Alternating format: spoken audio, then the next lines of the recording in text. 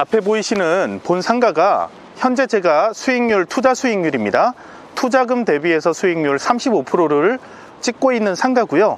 추후에 55%에서 한 60%까지 기대가 되는 상가예요.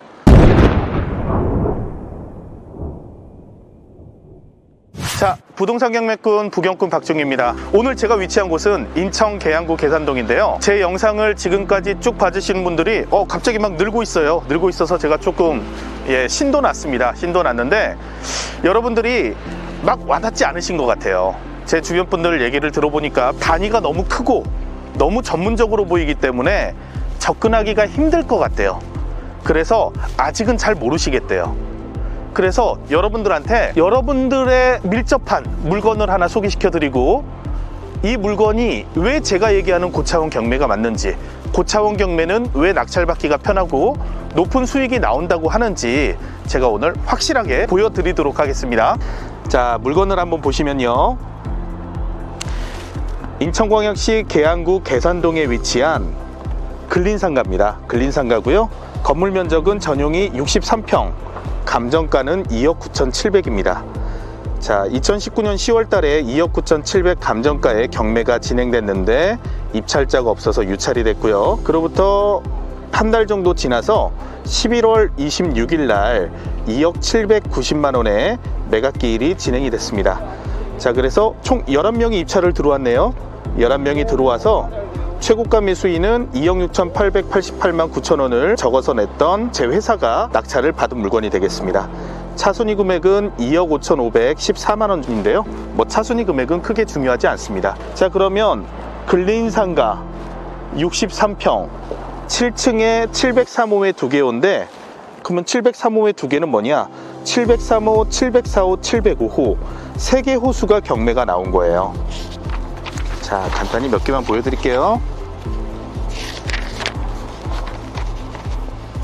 자, 앞에 보이시는 건물, 앞에 보이는 건물의 코너 자리입니다. 저쪽으로 7층 3개 호수가 경매가 나왔다 생각하시면 되고요. 자, 이렇게 보시면 좀 편하시겠죠?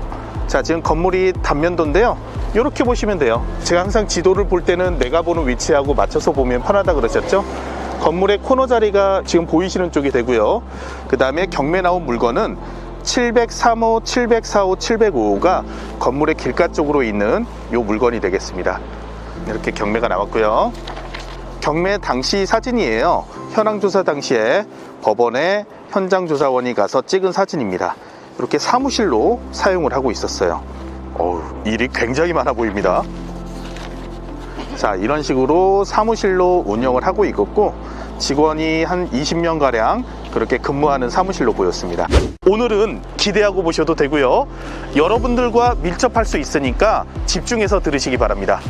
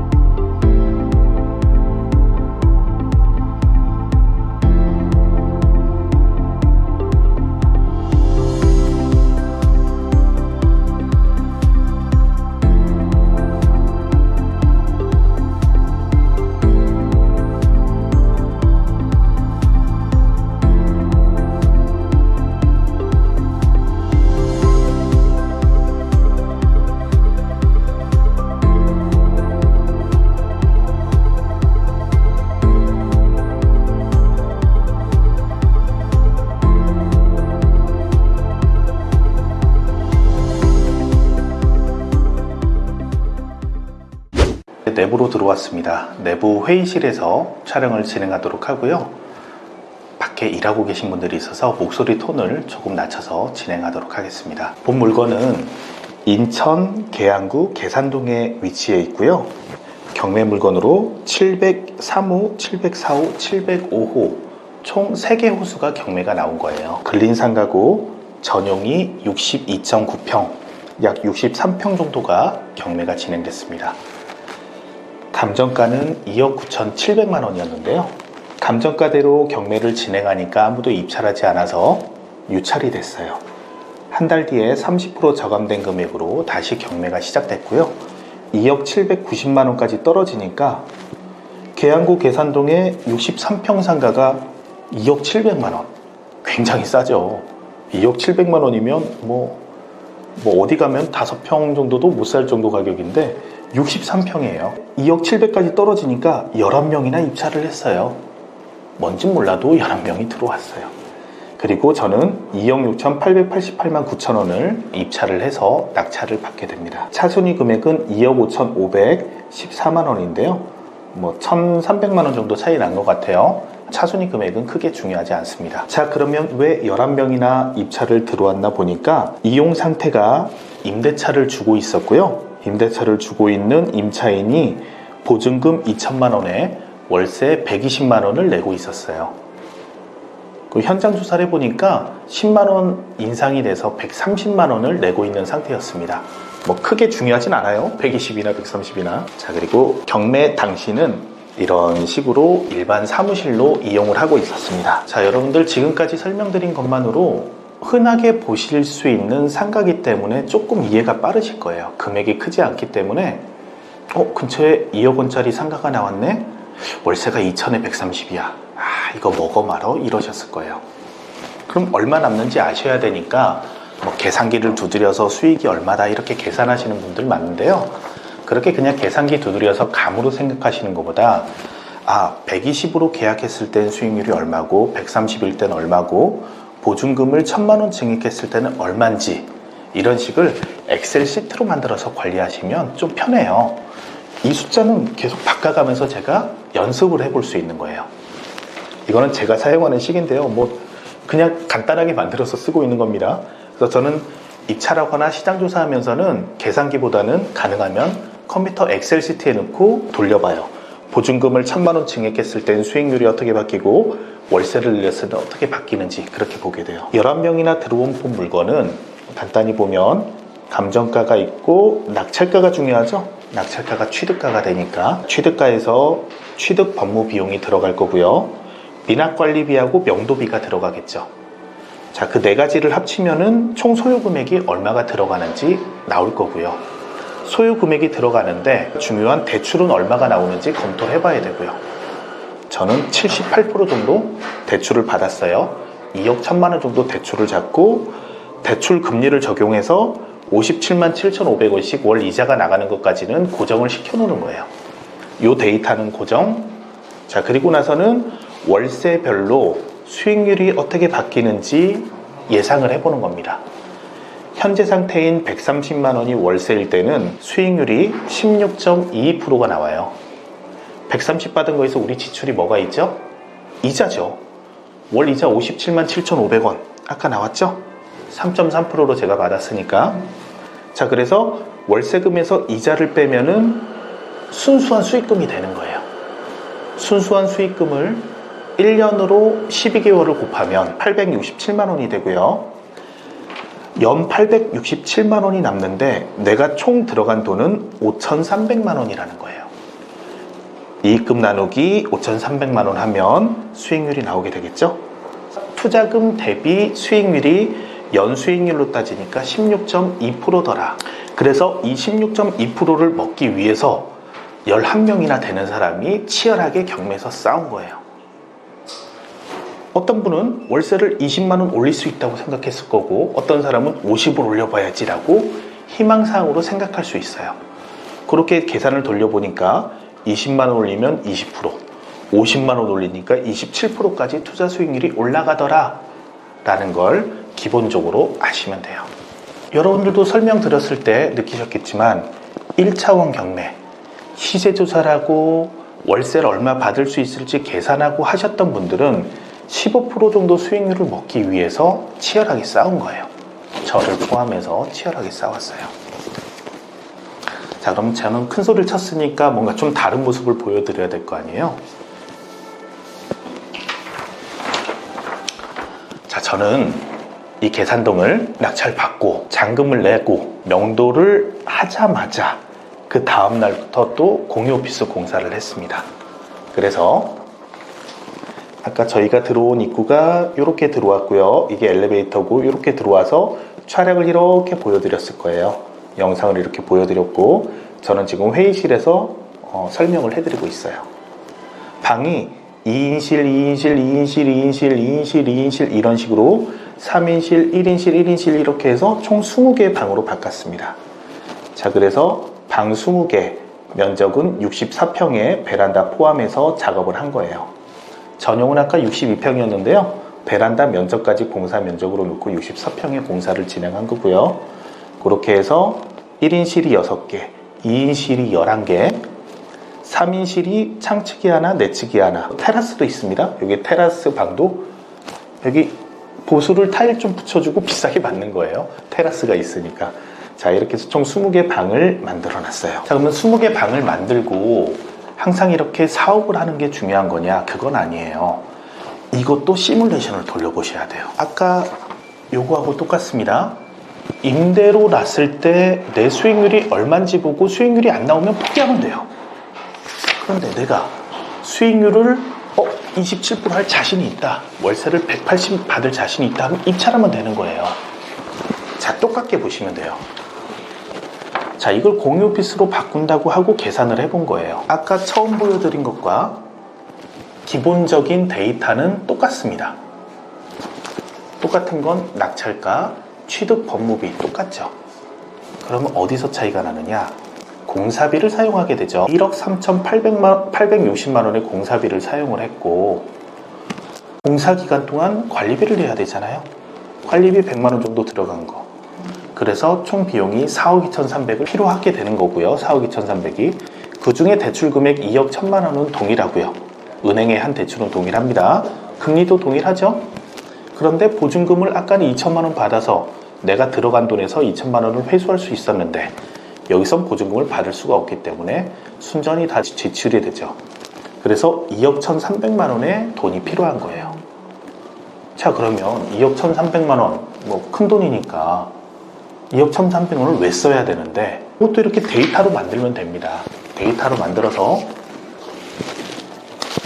1인실이 4개 있는데 35만원 쓰기니까 140만원, 창측은 38만원씩 받으니까 76만원, 이런 식으로 매출을 쭉 합쳐보면 만실일 경우엔 1266만원까지 매출이 나오게 돼요. 만실이긴 쉽지 않겠죠?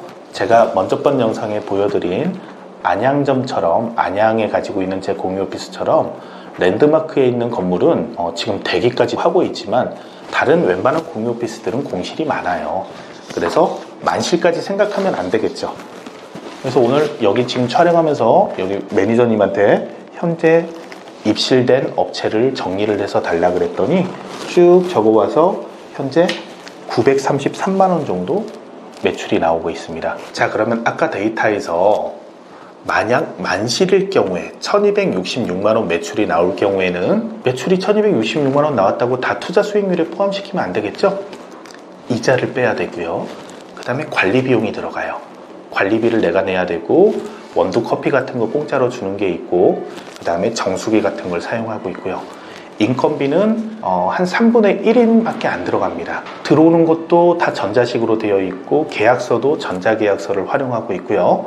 그리고 관리면에서도 청소하시는 분들이 와서 가끔씩 청소를 해주게 해서 월 비용 조금 추가만 주기 때문에 200만원 정도면 넉넉하게 사용을 하고 있어요. 저희는 회사 시스템으로 돌려서 그런 건데요. 본인이 직접 한다 그러면 뭐 그 정도 비용도 안 들어가겠죠. 뭐 100만원 정도면은 충분히 관리를 하실 수 있을 거예요. 자, 그래서 이걸 200만원으로 지출을 잡고 나서 수익을 보고 나니까 만실일 경우엔 56.79%가 돼요. 이게 만실일 때 기본입니다. 자, 그리고 플러스 알파가 있어요. 공용석이나 비상주 같은 업체는 계속 늘어날 수 있기 때문에, 그리고 만실차면 가격이 조금 인상이 되죠. 인상을 하고 나면은 수익률은 더 좋아지죠. 그래서 60%가 넘는 수익률도 가능할 수는 있어요. 현재는 아까 뽑아드린 것처럼 933만원 나온다는데 이거는 제가 만실일 때 대비해서 70%만 찼을 때를 계산한 식이에요. 70% 찼을 때는 35.4%, 90% 찼을 때는 49%, 약 50% 정도 수익률이 나오는 걸 데이터로 보실 수 있어요. 자, 처음으로 돌아가 보겠습니다. 이 물건 경매지를 보시면서 여러분들은 1차원 경매에 익숙해져 있으세요. 시세 조사하고 그리고 관리비, 미납관리비 얼마인지 보고 하면 된다는 거죠. 그렇게 배우셨으니까. 여기서 조금 경험이 쌓이신 분들은 2차원 경매를 하셨을 거예요. 자, 뭐 어떤 부분이 2차원 경매가 있냐? 미납관리비, 명도비 들이지 않은 거예요. 저는 하나도 안 들었어요. 0원이에요. 이게 어떻게 0원일 수 있냐? 어렵지 않습니다. 임차인이 처한 위치를 파악하면 돼요. 임차인은 본사가 서울에 따로 위치한 지사의 사무실이었어요. 자, 든든한 회사가 있기 때문에 저희는 아니 이쪽에서 부당이득을 취한 거에 대해서 불합리한 거에 대해서 청구할 수가 있는 거예요. 자, 그래서 뭐 협상 전화도 여러 번 하고 담당자도 만나기도 했지만 본사로 내용 증명을 이렇게 보내시면 돼요. 내용 증명을 보내서 부동산 점유 이전 요청했건 당시에 보냈던 겁니다. 당시에 보냈던 자료인데 뭐 간단히 어떤 내용이 들어가는지 보시면 뭐 이렇게 기본적인 사실관계를 쭉 명시한 다음에 이런 걸 해달라고 요청을 하는 거예요. 제방 공과금 및 관리비의 정산, 해당 부동산의 변경 훼손 분실 비품의 원상 복구, 점유자 소유물의 완전한 반출 및 쓰레기 폐기물 등의 처리, 해당 부동산 내외부 잠금장치 등의 열쇠 인도, 원칙적으로 다 해달라고 요청을 했고 군사 사무실에서는 괜히 이런 송사에 큰 금액도 아니고 휘말리기 싫기 때문에 깔끔하게 원상복구하고 미납 관리비까지 정리를 싹 하고 나가신 경우예요. 그 안에 체납 관리비도 좀 있었는데요. 안 내도 돼요. 안 내면 제가 내고 저희가 냈던 부분들에 대해서 구상권 청구를 상대 본사에다 청구하면 되기 때문에요. 그 부분은 저희가 이기는 싸움이죠. 그래서 이 부분들 임차인이 처한 상황과 임차인의 위치를 알고 협상을 하시면 돼요. 자, 그렇게 해서 2차원 경매 하시는 분들은 방금 여기 수익률표에서 미납관리비, 명도비가 들지 않는 거예요. 그래서 1차원 경매 하시는 분보다 투자 수익률을 높게 가져가는 거예요. 1차원 경매 하시는 분들은 미납관리비 내가 내야 되는구나 생각하고 이사비 조용히 끝내려면 이사비 뭐 한 300만원, 500만원 줘야겠구나 생각을 하시고 지출을 하게 되는 거죠. 그리고 명도 과정도 그렇습니다. 명도 과정도 저는 여러분들이라면 어떤 걸 하시겠어요? 수익률 한번 보세요. 16% 수익률을 하시겠어요? 아니면 현재 35%인 수익률을 하시겠어요? 여기에서 차이가 나는 겁니다, 여러분. 1차원 경매 하시는 분들은 대안이 없어요. 그리고 불안해 하십니다. 이거 임대차 계약 연장 안 하면 어떡하지? 그리고 만약 내보냈는데, 명도를 했는데 새로운 세입자가 안 들어오면 어떡하지? 끌려가는 거예요. 저는 요걸 낙찰받고 임차인한테 저 죄송하지만 뭐 상황도 있고 제가 직접 이용을 해야 되는데 이용을 할 예정인데 월세를 180으로 맞추시면은 그냥 저희가 더 사용하게 해드리겠습니다 라고 협상을 시작하는 거예요. 자, 일반인들은 180을 불렀다가 만약에 안 된다 그러면 상대 상황을 봐서 뭐 10만원 깎아드릴게요, 20 깎아드릴게요, 아니면 뭐 기존 130이라도 내실래요 라고 협상을 하겠지만 저는 대안이 있잖아요. 대안이 아니라 더 좋은 최선안이 있잖아요. 제가 직접 하면 수익이 더 큰데요. 제가 끌려갈 필요가 없잖아요, 협상에서. 그래서 협상의 우위에 서는 거예요. 만약 이렇게 하고 임차인이 180을 맞춰둘 테니까 그냥 사용하게 해주세요 하면은 수익률이 몇 프로였죠? 27.45%가 되니까 받아들이면 돼요. 굳이 제가 직영 사업을 안 해도 돼요. 27% 수익을 노력 없이 얻는다면은 거두면 좋죠. 참고로 저는 상가 같은 경우에는 투자 수익률은 25% 미만은 투자하지 않아요. 그래서 상황을 봐서 이거는 180 정도 받아야 제 기준에 들어온다고 생각해서 180이 아니면 명도다라고 계획을 잡고 투자한 물건이고요.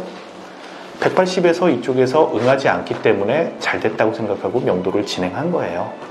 그래서 현재 35% 이상의 수익을 거두고 있고, 만실일 때 56%까지 기대할 수 있고, 만실에다가 비상준위 공용을 더 받는다면 60%, 70%까지 수익률을 기대할 수 있는 물건이에요. 여러분들이 고차원 경매라고 하면 어려워하시고 금액이 큰 물건을 자꾸 예를 드니까 이해를 못 하시길래 제가 하고 있는 것 중에 가장 저렴하고 심플한 물건을 보여드렸어요. 어떻게 생각하세요? 여러분들은 15% 수익률, 10% 수익률, 그보다 못한 수익률을 위해서 치열하게 싸우시는 거예요. 그리고 낙찰도 못 받으세요. 왜냐? 다 그 정도밖에 쓸 수가 없어요. 더 이상 쓰면 수익률이 안 나오는데요.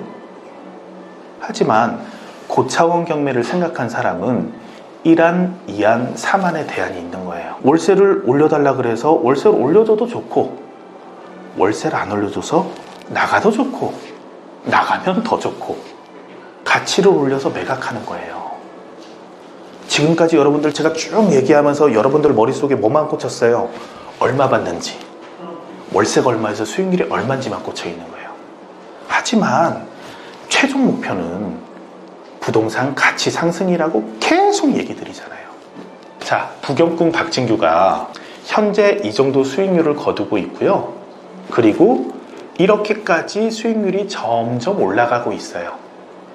사무실이 계속 차고 있으니까 수익률이 계속 좋아지고 있어요. 현재 상태에서 부경꾼은 이 물건을 얼마에 팔 수 있을까요? 그러면 이 물건과 이 물건이 다른 물건입니까? 이 부분이 핵심이에요, 여러분.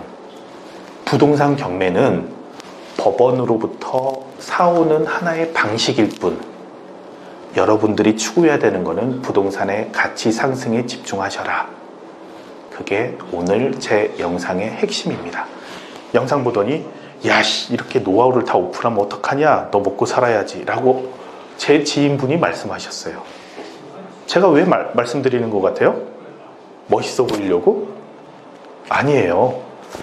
본 영상에서 말씀드려도 못하시는 분이 더 많을 거고요. 따라 하시는 분이 있더라도 저는 이제 더 고차원 경매로 올라갈 거예요. 부경꾼 채널 보시는 분들은 제가 선물을 드리는 거예요. 돈 많이 버시라고요. 이 구조 공식을 푸시면 여러분들은 부자가 되실 겁니다. 그리고 안정된 투자를 하실 수 있어요. 최종 결론, 1차원 경매는 낙찰받기도 힘들고 투자 수익률도 낮다. 2차원, 3차원, 4차원, 고차원 경매로 갈수록 낙찰받기도 쉽고 경쟁자가 없어요. 낙찰받기도 쉽고 낙찰받으면 투자 수익률이 높다, 이렇게 생각하시면 됩니다. 이왕 하나 낙찰받는 거 투자 수익률을 극대화시켜야 되지 않겠어요? 투자 수익률 극대화, 그럼 따라오는 게 뭐죠? 부동산 가치 상승. 이 핵심만 아시면 여러분들은 부자로 한 걸음 더 다가가실 수 있습니다.